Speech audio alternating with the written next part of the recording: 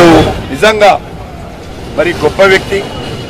మరి చిన్నప్పటి నుంచి కూడా ఏ రకమైనటువంటి బ్యాక్గ్రౌండ్ లేకుండా చాలా బీదరికంలో గ్రామీణ ప్రాంతాలలో మరి అనేక కష్టపడి అనేక వృత్తులు చేసి తన మరి గ్రామీణ ప్రాంతాల్లో ఉన్నటువంటి కళలు ఏవైతున్నాయో ఆ యొక్క కళలను గ్రామీణ ప్రాంతాల్లో ఉన్నటువంటి సాహిత్యాన్ని కళలుగా మార్చి రచయితగా మారి మరి గాయకుడుగా మారి ఈరోజు అద్భుతమైనటువంటి ఒక కళాకారుడుగా మరి ఒక సాహితీవేత్తగా వారు పేరు తెచ్చుకున్నారు.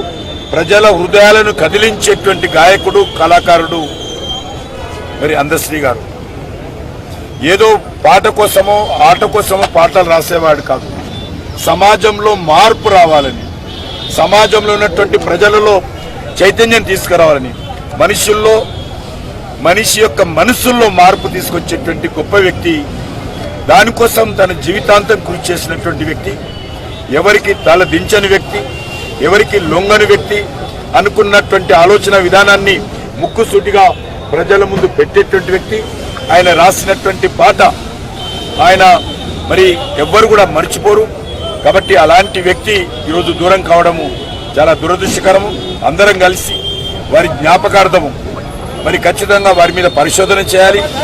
ఒక అనాథగా ఉన్నటువంటి వ్యక్తి ఈరోజు అద్భుతమైనటువంటి కవిగా కోట్లాది మంది ప్రజల హృదయాలలో తనకంటూ స్థానం సంపాదించుకున్నటువంటి వ్యక్తి.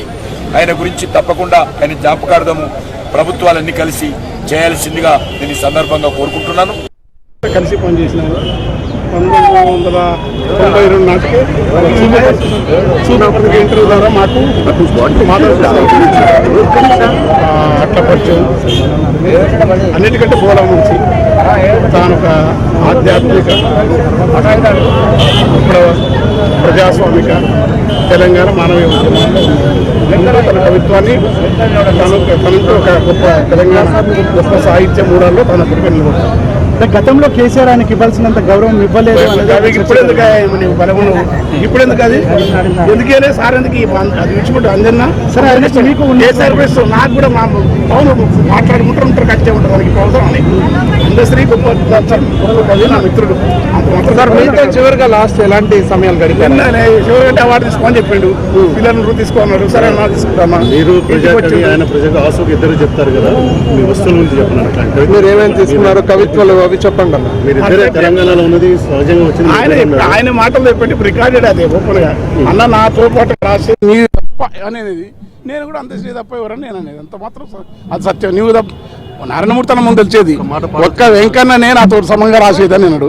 నేను కూడా ఒక అంజననే నాతో సమంగా రాసేదని చెప్పేది. ఇవాళ ఆయన చనిపోయినాడు, భూమి మీద వెళ్ళిపోయాడు. మాకు ఆయనకు వ్యక్తిగత స్పర్ధకు సంబంధించి కవిత్వానికి సంబంధించిన స్పర్ధలు కూడా లేవు. రాజకీయ అభిప్రాయాల దగ్గరే ఉంటుంది. మీరు అందరూ ఆ ప్రశ్నలు నేను రాజకీయాలు నాకు ముఖ్యం కాదు, ఆయనకు కూడా ముఖ్యం కాదు. ఏదో మేము మా ప్రపంచంలో మేము ఉంటున్నాం. ఆయనకు చివరిగా ఆయన గురించి ఒక పాట కానీ లేదంటే మాట్లాడతాం.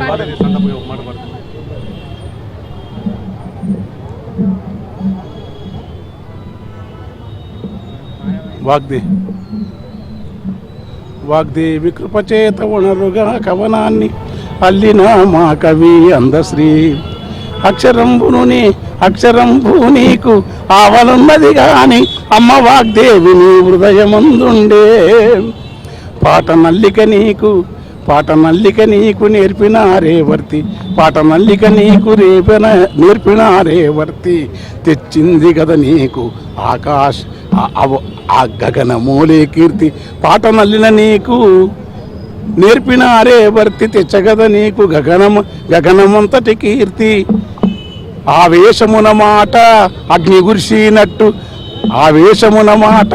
గురిసినట్టు మనసు చూడగ పసి పిల్లవా లోపలేమో పసి పాపనోలే గుట్టు.